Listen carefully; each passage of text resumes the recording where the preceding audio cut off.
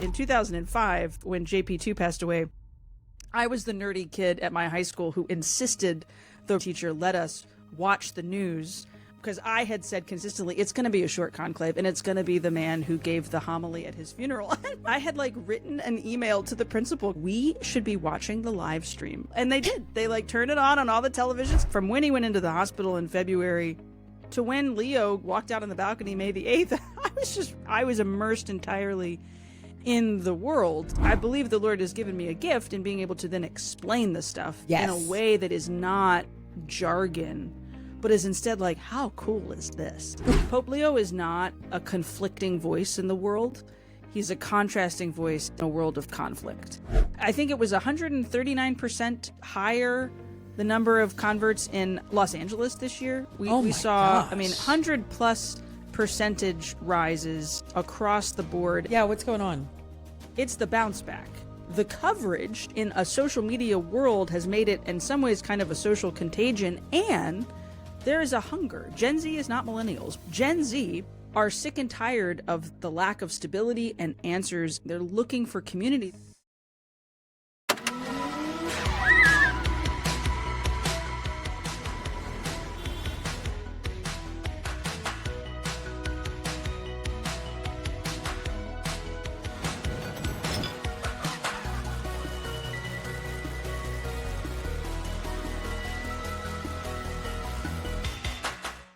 Well, hello, Miss Katie McGrady. How are you, my dear friend? You look great. To see you. Thanks for having me. I'm loving this color on you. I feel like you've been wearing this color a lot more. This is in my autumn palette. I had my colors done. I had my colors done. I'm a true autumn. Yeah, it was not a tax write-off like I thought it would be. So it was, it was fine. I've chosen to embrace some of this shirt. Actually, I didn't even know I had this shirt. I don't even particularly like how this shirt lays if I'm standing up, but it looks nice top up. It looks good now. Yeah. You look good for camera. I love that. And nobody needs to, I love it. No, I was just noticing that you are wearing some different colors lately. And I just want to say, I see you. I see you. I validate it. I appreciate that. And I'm a warm autumn. Is that how I say it? A warm autumn? I was but you're true autumn. Okay. I was a true autumn. Yeah. I loved doing it. It was something I did with some friends of mine in Dallas. I call them my woo friends. They are just incredible. They're pump up gals, and they will be on your side. And they were like, let's go get your colors done. And it was I love that. Expensive, but fun. Mm-hmm. And it did teach me what not to wear. I don't know that I've totally changed every part of my wardrobe, but it was super helpful to kind of know hey, stick in this color palette rather than that, especially for TV. It was very helpful to know, baby blue, gonna wash you out, sis. Don't put that on. But dark auburn or green, I look good in a green, that is good. And then it wasn't the tax write-off that I thought it was going to be, because my mom's my CPA, so she doesn't let me write off extra stuff. She's like, no, you take the standard deductions so that you don't get audited. What? So, I deduct flights and all that stuff, but I can't cheat on my taxes. That's not allowed. Not that I would. I paid my taxes yesterday, and I said, this is for Artemis 2. I believe every dollar went to one flush of the space toilet. That's my deep-seated belief with taxes this year. Mine go to NASA. Your NASA taxes. Yeah, my NASA taxes. Look, I don't know where they go, but NASA got funding, so why can't my dollars have gone to that? It could be your colors funded the Artemis 2 mission, and for that, America thanks you. Yes, you're welcome. I'm grateful to have been of service. My one tiny contribution to the greatest thing we've ever done as human beings.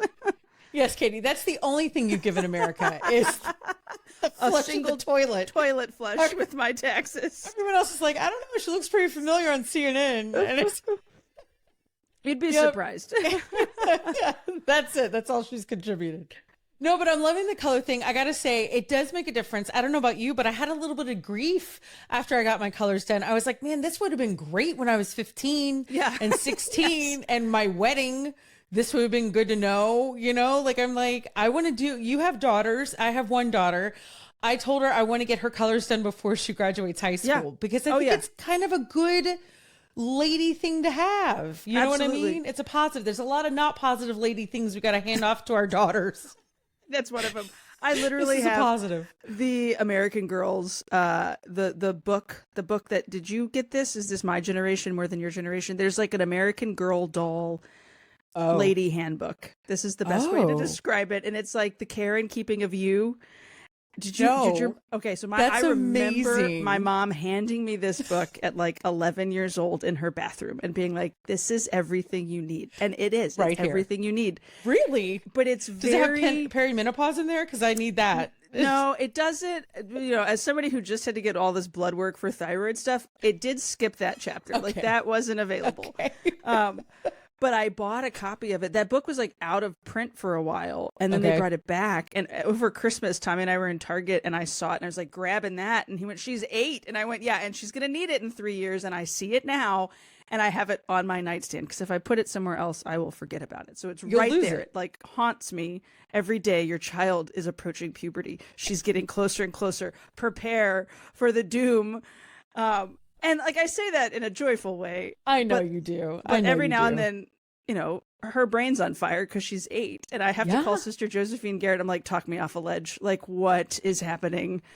She's like, well, it's nice that she's a therapist. Yeah, you're aging and your daughter's about to go through puberty. So those two things combined, it's just like, it's a hot mess express in the McGrady household these days. And it can start around 9, Katie. Yeah, like 8 or 9, their brain starts firing. I've done like a deep dive. It's crazy. And I called my mom and I was like, was I like this? And she went, oh, honey, karma is coming for you. Every now and then my kids will do something at dinner and my parents, who are over here like 5 times a week, will just look at each other. And I'm just like, I'm sorry. I apologize for everything I ever did. Every week. Yeah, as a child, I apologize. They're my children are the daughters of a radio host, so it's just constant talking in this house. They are so precious, I gotta say. But my favorite thing about you guys are, number one, my kids are 87 years old compared to your kids. They are so old. Little. You have little guys, and mine are like they're like, well, no, one is an adult. Yeah, they're an young adult. Yeah. They are young adults. But we love Bluey. And we don't have anybody little in the house. But it doesn't matter. It doesn't matter. And when the new season of Bluey comes on, we watch it. And I think of the McGradys. Oh, all the time. We are and my husband is the dean of an elementary school. Like, he's the dad from Bluey. And I travel a lot. And Chili works in an airport. So there's that. And then I have 2 daughters who are 3 years apart. So this is what I'm saying. We dressed up as them for Halloween one year. And it was very true to life. I turn Bluey on in hotels. So when I'm traveling. Sure. I just want background noise. Yeah. It's very comforting. We had it on Easter Sunday. There was like at Mass on Easter Sunday, Jesu Joy of Man's Desiring was the communion hymn. And Claire turned to Tommy and went, this is from Bluey. And I wanted to be like, it's also a beautiful liturgical hymn, but sure, it's from Bluey. Get in line. We've got to go get a blessing, right? Like, such is life. You know, some people liturgically live. We watch Bluey, you know.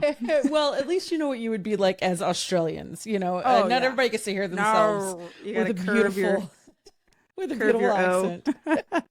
I love it. So that the Bluey with you guys and the dance parties. I mean, you've definitely, I've got to say, Katie, I also really relate because I only have 2 kids, and being Catholic and only having 2 kids, you might as well we're slacking. Become a different religion. You know what I mean? Like, I'm sure people are like, are you Catholic? Like, what is what is happening? You know, do you like your husband?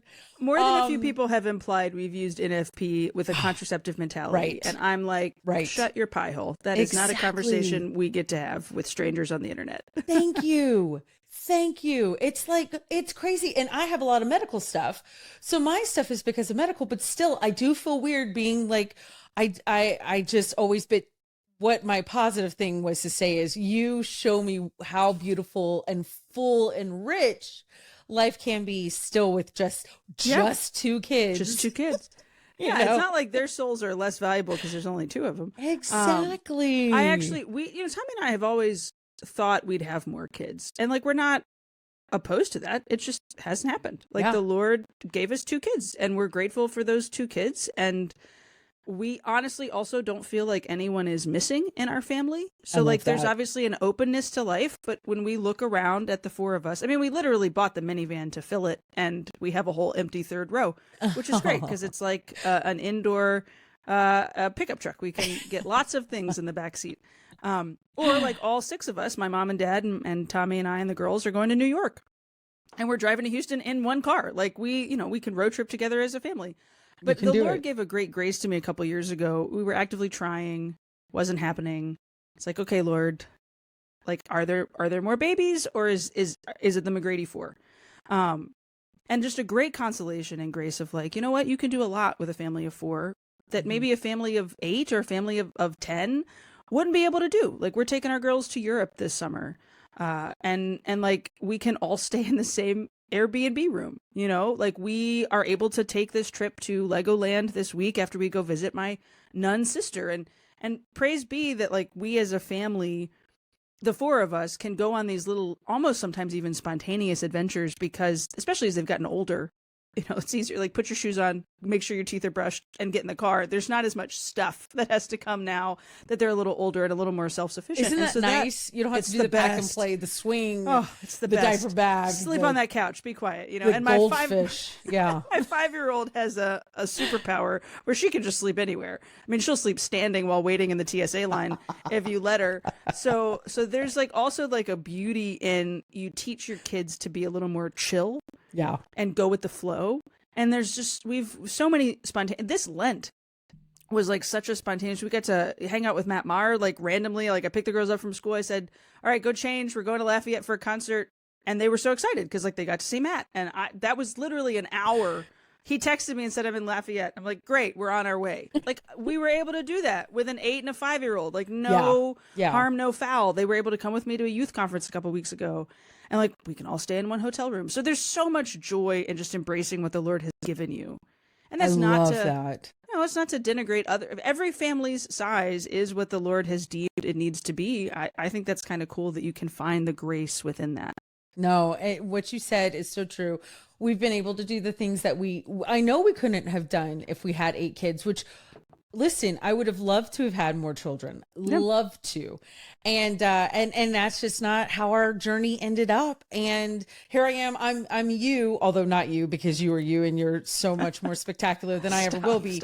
But in 50 years, I'm you. And so I'm bad at math, Katie. And so never do math live on a live stream or a radio show. You always look silly. I've learned ridiculous. That's why I just always go way over top. So then people know that I'm just making it up.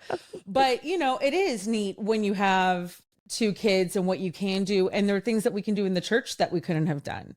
Yeah. You know, there's things that ways that we serve in a mission as a family that we couldn't have done if we were a different size family. And I have to come to peace with that. Yeah, absolutely. It's me, but you give me hope and you show me how fun it is that you can still have a full house, because that's what you miss with all the little kids. You know, if you grew up with I'm from a big Cajun family, and there's a billion of us. And so, you know, seeing y'all do what you do in your kitchen, in your living room, I just want to say thank you from all the little Catholic families out there. Absolutely. Look, the Holy Family was 3 people. Just saying. Exactly. I love that. I love that. So speaking of those Cajun roots, you're very proud of being from where you're from in South Louisiana. And Mardi Gras beads behind me. I know. I love it. I love it. My mom is from a town very close to Katie, and Katie knows actually a lot of my family. Because that's what it is in Louisiana. You just know people who are, especially Cajuns, Catholic Cajuns, they're going to know each other. Have you thought, or have you been approached with all that's changed in your career to move? Oh man, that's a great question. There have been so many opportunities for Tommy and I to go other places in the country. Tommy's family's from Pennsylvania. His sister lives in Nashville. I've got lots of roots in Dallas. I obviously work for the Archdiocese of New York. I mean, pull out the map and speculate wildly. And we always come back to kind of 2 things. 1, Louisiana is cheap to live in. Amen, so sister. I can buy a house, right? And we have a home. But 2, it really comes down to family. So my sister entered the Sisters of Life in 2023. And there's just the 2 of us. I come from a family of just 2 kids. And so she's in the convent. She's taking vows of poverty, chastity, and obedience. I'm it for my parents. And that's not to say that like my mom and dad's aging holds me back from going. We want to be here, but we want to be here because we have deemed it really critically important to stay close to family. Yeah. I couldn't travel the way I travel or work the way I work. Tommy's career couldn't have advanced the way his careers work if we didn't have my mom and dad 3 turns away. My parents still live in the house that I grew up in. And also just like this incredible community and network of people in our small town. Just yesterday, first day of spring break, we took the girls to the Mario movie. And the entire theater was people that we go to church with because we had mentioned to one family, we're going to the Mario movie. And so then that family, the Angie family, sent out like the APB and like half the family was there with all their kids. And like we walked into the movie theater that's like 10 minutes from our house. So there's also no traffic here, which is great. Every time I go to Dallas, which is probably the place that we would move if we ever moved, it takes like 40 minutes to get anywhere. I'm like, that's your day. Like, is that how people listen to podcasts? Because they're in the car all the time? Like, I have to listen to podcasts when I'm doing my laundry or like trying to cook dinner. And I'm never on top of my shows. I'm always behind because my commute is 12 minutes. So we have been given so many opportunities. A couple years ago, we seriously discerned for a hot minute going to Dallas because of the American Airlines hub, and we've got great networks and community there, and a really cool job opportunity was available for Tommy. And, you know, we just decided, like, you know what? No, like, we're good here. Yeah. And we're content where we are. And I think the Lord puts us where he wants us to be in the seasons of life that he wants us to be there. We often joke that as soon as the last one goes off to college, we'll get an apartment in the Upper East Side because we love New York and my connection with New York, with the Archdiocese and with Sirius. But also, like, if I stay in Lake Charles, Louisiana for the rest of my life, I love 70605 too. Like, the Lord can do great things wherever you are. And with the internet these days, right? Like, you don't have to be super far. I do the show from right here. So yeah, but it's never been, I love home. Like, I am such a homebody. Yeah. Like, I love to travel, but there's nothing better than sinking into your own bed at night. There's nothing better than, like, I walk into my childhood parish. I was sitting next to my childhood best friend's mom for Good Friday. And, like, it was Miss Lisa's birthday. She just buried her husband a few weeks ago. Like, it was just kind of perfect that, like, I was sitting next to somebody whose house I've grown up going to. And then, like, brought her a present on Holy Saturday, remembering that it was her birthday. Like, I didn't have to punch it into my GPS. Like, I just know where she lives. And it's right around the corner from the Chick-fil-A, right? So it's just like this beautiful small town. You're from families from Jennings, which is even smaller than Lake Charles. Yeah, it is. So y'all are the big city. Y'all are the big city. We are. All 65,000 of us. We are. People will sometimes say, like, their diocese is small. And I'm like, how small?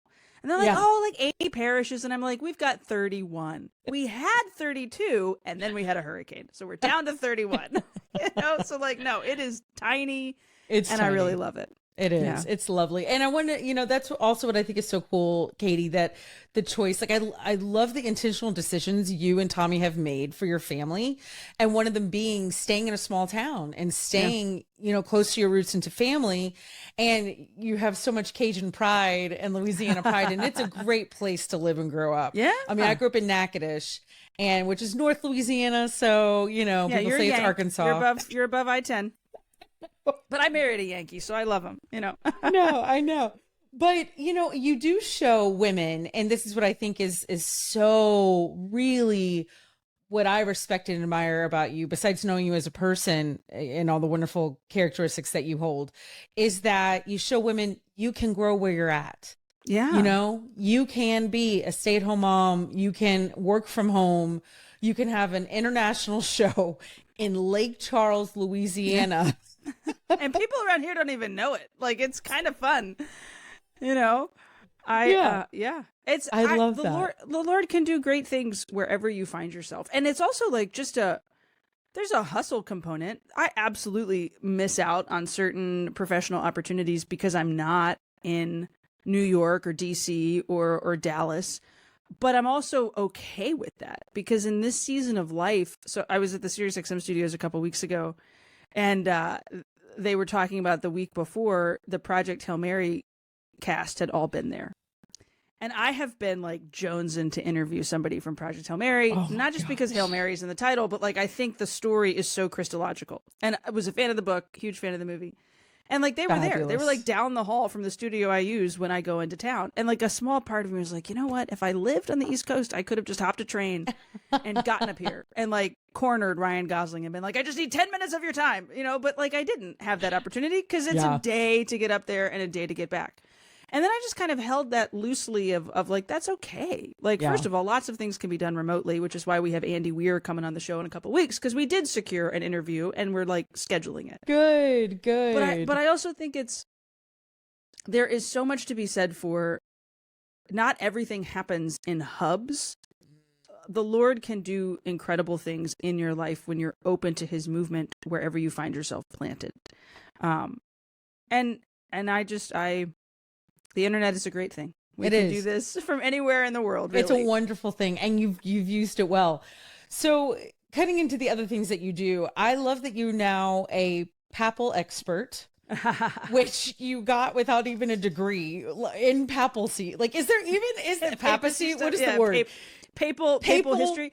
Yeah, there's a small weird part of my brain that was given to that. Yeah. I'm like, that's incredible. You remind me of like the Wizard of Oz, and he took out of his bag at the end, and he's like, and you shall be the papal expert, and you're like, and I love that go off in Oz. I love that you think I'm an expert. I'm going to tell all the Vaticanistas that yes, that like and you're a Vaticanista. There we go. Well, you're a papal Vaticanista expert. There you go. It's so funny you say that. It was like right around this time last year when we were getting all the contract stuff worked out with CNN, because it's like, you got to be on the bench ready to go when the Pope dies. Right. And that's going to happen, right? Like, he was ill. We knew he was sick. We were all kind of predicting it was going to be within the year. And I'll never forget, I was sitting right in this spot, and I was on the phone with the talent acquisitions producer from CNN that, we'd connected a couple of different ways, and when you're in the SiriusXM world, like, you're on lists, and so we like had found each other's contact information, and she was like, so like, how do you learn this stuff? That's what she asked me. How do you learn this stuff? And I just said, it's like a combination of osmosis, and you like read and you listen, and you're just like it's a very niche world. I mean, how does anybody learn about, this is going to sound like a ridiculous connection, but like, I don't know anything about Burning Man. Is there a book on Burning Man, or do you just like go to Burning Man and then you like learn about Burning Man? It's the same thing with the Vatican, right? Like, you are Catholic. I have a theology degree. You do. I've watched conclaves before. Like, the information is what the information is. And so I pretty much from when he went into the hospital in February to when Leo walked out on the balcony May the 8th, I was immersed entirely in the world. And I think it's not just a matter of like knowing this stuff. I believe the Lord has given me a gift in being able to then explain the stuff in a way that is not jargon, but is instead like, how cool is this? And my mom very quickly pointed out to me that in 2005, when JP2 passed away, I was the nerdy kid at my high school who insisted the religion teacher let us watch the news on the day that we were like, going to meet Benedict the 16th, because I had said consistently, it's going to be a short conclave, and it's going to be the man who gave the homily at his funeral. And my mom was like, you were telling us this stuff when you were a high school student. And I kind of vaguely remembered that. But I had like written an email to the principal because our religion teacher wasn't going to put it on. And I was like, we should be watching the live stream in our school. And they did. They like turned it on all the televisions, because we're a Catholic school, right? So apparently I've been Vatican influencing and conversating for quite some time. Yeah. Since high school. I mean, this only happened 3 times in my life. Yeah. And it's so cool. People, in the same way that, so I found myself in that CNN green room for many, many hours from when he died through the installation of Leo. And like, it's the coolest thing in the world to meet people who are experts about their thing. Yeah. Like, I got to sit there with Chuck Rocca, is a Democratic strategist who's on CNN pretty frequently. And the day that Leo was elected, he and I were on the morning show together, and then like the late night show together. And it was so cool, because I'm like, all right, tell me about the tax code. Like, what are the Democrats doing? Like, because like, that's your area of expertise. And then he's sitting there and he's like, okay, do you think an American can win? Who's it going to be? Like, we were picking each other's brains. I live for that. Put me in a room with people who know everything there is to know about the thing that they love. Yeah. And I will talk to you all day long. I love that. Did you think it was going to be an American? Did you guess? No. So I had a list. CNN had me create like a list of just the papabile or the papabile, whatever pronunciation you want to use. People get very hot and bothered about the pronunciation. Okay. And I'm like, look, guys, nobody cares. It's the papal contenders. And It's like The Prevost- Bachelor, but the yeah, papal. it's The Bachelor, right? Who's going to get the rose? Who's going to get the papalar. smoke? He was in my top 5. So my first Oh, he pick was. was Parolin. I thought it would be Parolin, Tagle, Pizzaballa, I was gonna say. Zuppi, or Prevost, right? Like they were kind of my top 5 list. And it was for a Okay. couple of different reasons. He's got the perfect resume. Yeah, he does. We all could have kind of seen him coming, I think, if we'd maybe paid a little bit more attention. Yeah. There were some rumblings. If it is an American, it would be this guy. It would never be Dolan. It would never be McElroy. It would never be Supich. But it could be him. Right. But all I had on my list, I had 4 bullet points about him. From Chicago, lived in Peru, Augustinian, and in charge of the bishop's dicastery. And that was really the clue. Now in all the analysis, that man knew everybody in the room. He was at the Synod on Synodality for 2 years. He'd been appointing bishops around the world in a conclave with so many cardinals who had never been to Rome for a consistory or who had never really met each other or spent a lot of time with each other. He was the guy who probably knew the most names. And he wasn't shaking hands and glad handing. It was more, hey, have you met Bob? Like, he's the guy that kind of knew everybody else. And so I think, and of course the Lord can do a mighty work. And I think that he was absolutely who we needed at this precise moment. Oh, yeah. I am such a fan. I was at the conclave in Rome. I was in the front row, and the moment he came out, which I'm sure through the screens you guys could tell as well, but the moment he came out, it was just like, oh, this is it. This is the guy. He's ours. He's ours. Like, he's this man. And I remember when he got elected and they said it, and they say it all like in Italian or whatever. Yeah. Oh, they say it in Italian. We're in Italy. Yeah. Like, how American was that? They didn't say it in English. And it's Bob from Chicago. That's what they really should have said it. That's what they should have said. And everyone around us started going, Americano, Americano. And I was like, are they ordering coffee? Like, what are we doing right what's now? happening? Like, why are we saying that? And then, like, no clue that it was an American, you know?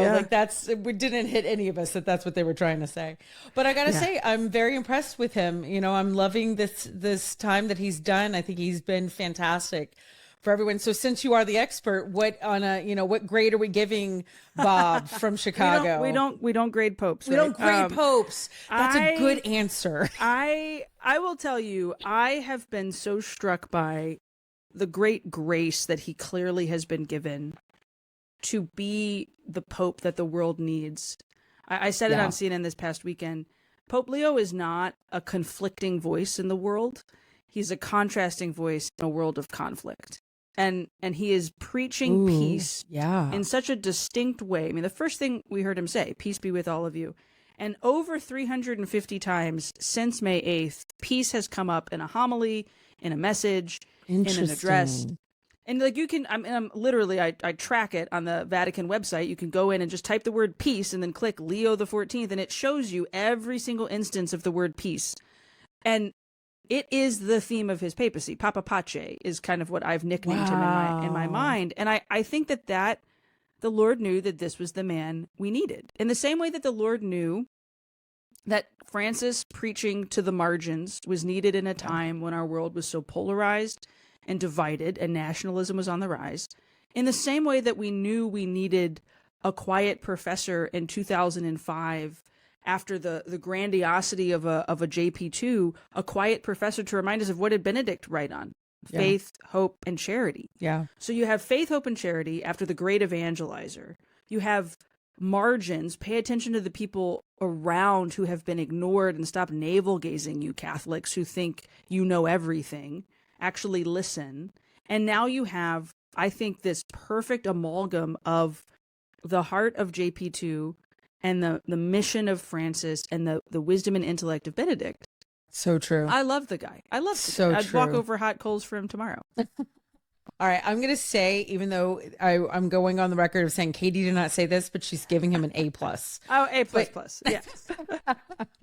No, it's been fantastic and such an exciting time. We're coming out of this Jubilee year, and not to date the podcast for whenever anybody's listening to it. But, sometimes you got to talk about stuff that's happening because that's just the way that it is. But do you see a resurgence in the church? We're coming out of Easter. We just had more Catholics come into the church, like France is, I don't know what happened in France, but apparently they handed out a pamphlet there. I don't know, but thousands were baptized. Like thousands were It, baptized. yeah. In Yeah. 2020, we're filming this in 2026. So spring of 2026, we're having this resurgence of Catholicism, enough to where your folks at CNN are talking about it, you know, and that's what's so fascinating. That's Secular a big deal. media is covering this just as much as Catholic media is. And Catholic media is sometimes like, okay, guys, like, let's get some terminology right. We've got catechumens, we've got candidates, we've got, the word convert is kind of a tricky little word. I think it was 139% higher, the number of converts in Los Angeles this year. We saw, gosh. 100 plus percentage rises across the board in a number of large dioceses. There's two things I think happening. Yeah, what's going on? One, it's the bounce back. So numbers used to be huge in the early 2000s. Like the Archdiocese of Detroit would put out like X number of people, like over 1,000 people have become Catholic this year. And then we had the 2010s where I think nihilism took hold of a lot of people's attentions and minds and hearts. You then have COVID, which shuts the churches down. And now we're 6 years post that closure, on the tail end of an American Pope, after a year of Eucharistic revival where we process Jesus across the country. So it's a combination of the news about Catholicism has been good. The coverage in a social media world has made it in some ways kind of a social contagion, and there is a hunger. Gen Z is not millennials. Millennials were hardened to the world by the financial crisis, by 9/11, and by everything is terrible. And we stayed in that everything is terrible. Gen Z, who've had phones in their hands since they were 5 years old, are sick and tired of the lack of stability and answers and fruitfulness in life. And so this is why we're also seeing Gen Z's hookup culture is much less than millennial hookup culture was. And Bars, alcohol. They're not drinking as drinking. much. Right. What are they doing? They're looking for community. They're looking for answers. I do think the social contagion component of it will show that if the church gets its act together and advertises well, we can actually draw people in. It's what happens next, right? Like, yes, we're seeing these numbers surge in New York or Los Angeles. What happens when, I don't know, Sally walks into Our Lady Queen of Heaven Catholic Church in Lake Charles and was like, I saw Father Mike Schmidt's video on TikTok. I want to become Catholic. Is the front desk secretary prepared to meet that person? So that's the next ministry challenge. Is all of this online content is great and fruitful, but faith is transmitted not through an app and not through Instagram, but in relationship. And so parishes really have to, the next part of this is going to be, well, how do we meet those people who have encountered something digitally and bring them in a human and relational way? And that's my real measure for, is this a true revival? Is this a true religious surge? Is going to be, okay, these people who are coming, who are interested, who join OCIA, how many actually fully come in through OCIA and then get married in the church, baptize their kids in the church, send their kids to Catholic school? How many vocations do we see out of this? Are we going to see young men enter the seminary? Are we going to see young women discern religious life? Because it can be just a social thing. Great. The Lord can work through anything. But then how does it take deeper roots? So my next kind of analysis over the next couple of years is going to be, cool, St. Joseph's in the Village in New York City. Are any of those guys becoming Dominicans? Are any of those gals? Like, what happens? And that's not to say like, oh, you have to have a vocation to prove success. But it is to say, is it just an initial, oh, that seems like a fun thing to do, let me go do that because I have nothing else going on? Is it a trend or is it a real thing? Right. Yeah, no, for sure. And so what do you think, like, do you know of anyone, since you have a little bit of the pulse going on, more than the average bear, the average Bluey fan, are there any like programs, organizations, digital people, like doing what you said, where they're trying to bridge the digital world of people coming into the parish life? Are there actual, and who are they? I was just talking to the folks at Hallow. So full disclosure, my husband and I have a weekly show on Hallow called Family Mass Prep. So these are friends of mine, and we always say that what we get paid to work for Hallow pays for Catholic school. So they go hand in hand, right? Our kids go to Catholic school because we love Hallow. Ironically enough, none of my daughter's friends are impressed when we tell them, "Oh, we're the voices of Family Mass Prep." They're like, don't "Oh, care. it's just you guys." Like they love Family Mass Prep. That's Unimpressed at all hilarious. that it's Katie and Tommy, Rose's mom and dad. But Hallow, like they made the phone calls to 140 of 175 dioceses in the country. And so then I was talking to them after the fact. It's like, this data is great. What happens next? Yeah. And there's this whole plan of like, we want an entire parish resource kit to be available. The person who downloaded Hallow because they saw the Super Bowl ad does the Pray 40 challenge and is like, wait, I want to learn more about this Catholic thing. They pick up the phone, they call the Catholic parish closest to them, or they Google, how do I become Catholic, which is probably one of the number one queries around this time of year. What's greeting them on the other side? And Hallow is working to create some of those resources, to have the playbook, to have the scripts, to have the invite somebody for coffee. I think the reason sometimes people hesitate is because and I've heard this, we've been doing a new segment on the Katie McGrady Show called Call in the Converts. And one of my first questions is, what's that initial interest? Like, what is it? Yeah. And the answers have been varied. We had one guy who's like, I just saw some Catholic stuff online and I decided to go to Mass. Like I wanted to see what Mass was all about. The woman I interviewed this morning, her husband's Catholic. She got married in the church 23 years ago and just never became Catholic herself until during all the conclave stuff. She was like, okay, my Lutheran church, my Methodist background, like that doesn't have what this is. This has lasted. So the Lord can work through anything, just like he can work in any place. And how is a parish responding? Because faith, you don't just become Catholic. You're baptized in a place. Like my sister, the nun, who also happens to be a canon lawyer, always reminds me her favorite canons or her favorite law of the church is about baptismal records. It is canonically required that there has to be documentation of a baptism with haste. Like father can't wait to file the baptismal record. And that's because your baptism is worth paperwork. Like it's worth documenting you coming home into the church. So a person online who's like, I want to become Catholic. Great. You have to go to a physical parish. You can't do that online. Yeah. There is no OCIA formation or baptism formation digitally. That has to happen in a place. Mm-hmm. And so these parishes, these dioceses, we have to be ready to meet those digital natives who have encountered the Lord there and say, now you're with us and you're in this family and you're in this place and we love you and we want to invest in your life and we want to, you can obviously still look at all the stuff online, but I think that's what's going on. People love that idea of being tethered to a place. In New York City, especially, where it's so easy to just kind of be loosey-goosey. Oh, here's a place. I've got something to do every Sunday, and it edifies my soul, and it forms my heart. It gives meaning to my life. Sign me up. I love that. No, that's so true. And that makes sense about New York and these other places. And I think you're right. I think a lot of it does have to do with the digital outreach. And we have this American Pope, and he is popular right now. You know, he's done really well. Thank goodness they haven't drug him down yet. You know, I keep waiting for, He'll say something. His first big trip is coming to Africa for 2026. And somebody will try to clip something or say something. Sure. We've probably got some papal press conference on a plane coming up, and we are in the midst of a war. And, it's like, yes, but that's actually kind of my favorite thing about Leo is that he has been a little more precise with some of the things that he said, even off the cuff. He has. Because he knows the media landscape of the day. He does. He's American. He's Bob from Chicago. Yeah. He's got a phone in his pocket still. Like he still WhatsApps people. Like he still plays Wordle every day. Like I know. Isn't that the fabulous? Security concerns about his iPhone aside, like I love that he is still a person, just himself. Yeah, still a person. And I think that's pretty unique that we're getting to see that for sure.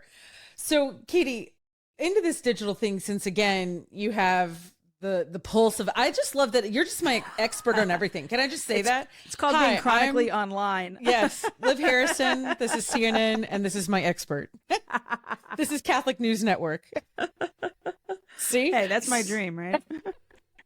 So I'll be sending your contract to you later today. I can't afford you, but neither can they, but that's okay. They got a nice discount. Good. That's very kind of you. I got to be live on TV when White Smoke came out. Like it was a bucket list item, That's they exactly. can pay me nothing for the rest of the time. You're like $1.50 in a Target gift card. Yeah, I'm good. So where are you seeing in your line of work, especially with the whole uprising of AI and everything that's happening, on the Catholic landscape of it all, on the media landscape of it all? Is it affecting you in the least? How is AI coming into play for you?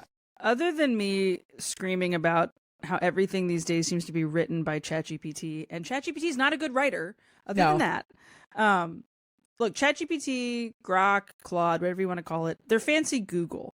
And I think when you turn your mind into an understanding of it is an engine to search for information, but will never lead me to deep learning. I think that it gives me a healthier relationship with it. Do I use AI to research something? Yeah, my favorite AI out of all of them is Magisterium AI, because it has limits to it. So you can only ask so many questions. And it's plunging into the depths of so many. Well, I say it has limits to it. I don't pay for it. So maybe it's just limited because I use the free account. But it cuts me off after a certain point. It's good. That's good. And I'm good with that, right? Yeah. I'm good with that. I think, let me back up and say this. Artificial intelligence will never be able to replace human wisdom. It just won't.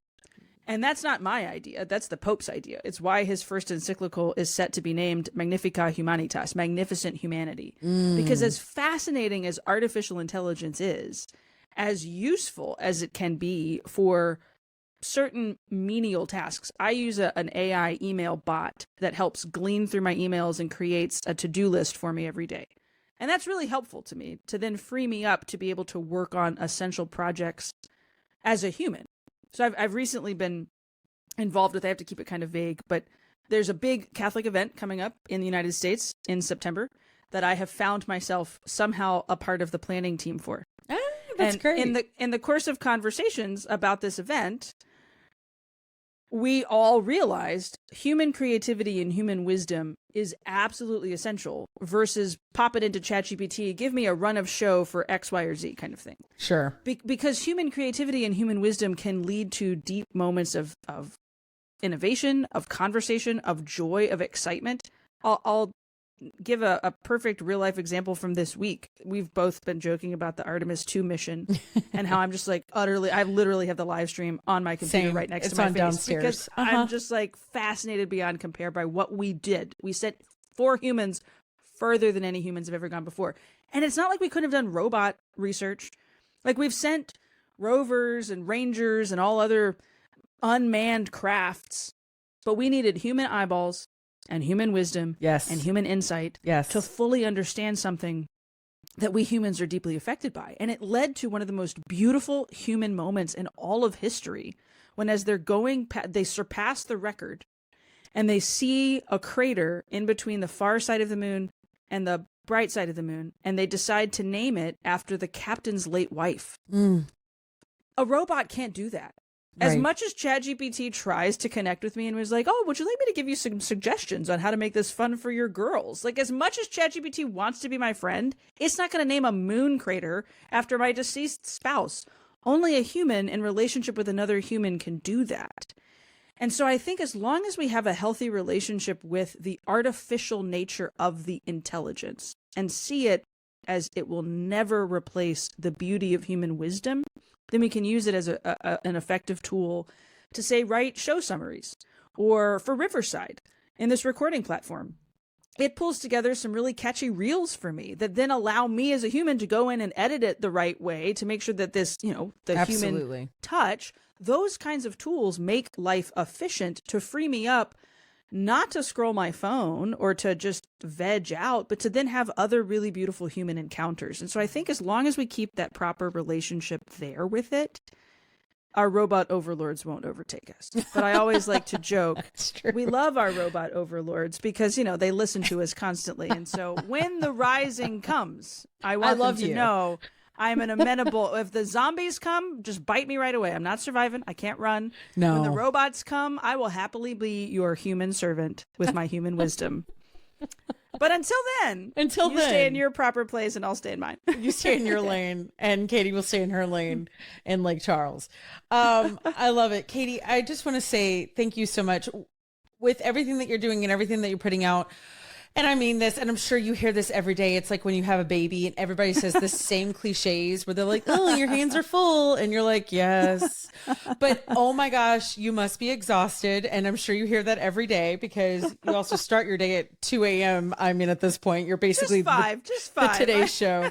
I know. You're like, don't make this worse, Liv. Yeah, don't make move this it worse. earlier. Don't move it earlier. On the occasional days when I do have to do the 6 a.m. start because Mass isn't happening, I'm like, no, they didn't warn me about this.